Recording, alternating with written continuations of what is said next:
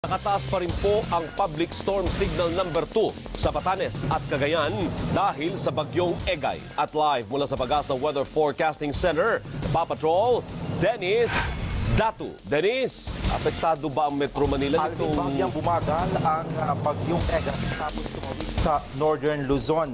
Ayon sa Pag-asa, nasa 85 kph lamang ang taglay na lakas ng hangin ng bagyong Egay mula sa 95 kph habang ang pagbugso ay umaabot na lamang sa 100 kph mula sa 120 kph. Ayon sa Pag-asa, huling namataan ang sentro ng bagyo sa kanluran timog kanluran ng Lawag City, Ilocos Norte kaninang alas 4 ng hapon.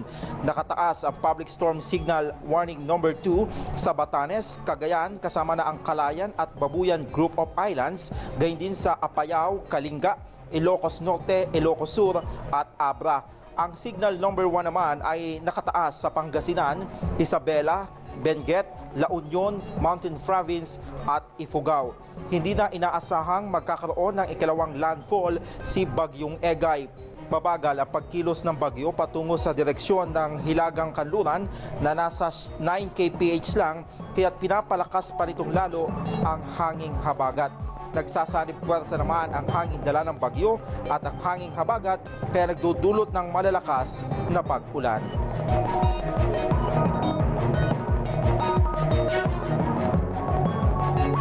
Converges yan, nagkakaroon ng makakapan na ulap.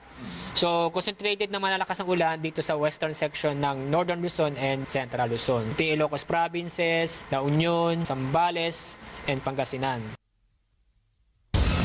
Alvin, apektado rin ng hanging habagat itong Metro Manila, Central Luzon, Mimaropa, Calabarzon at maging ang Visayas area. Tatagal naman hanggang 5 araw pa ang nararanasang pag-ulan lalo na dito sa Metro Manila.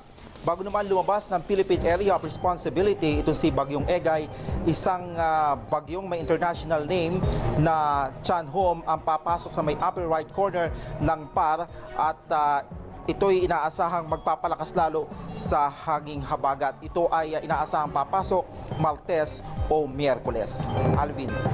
Maraming salamat, Dennis Datu.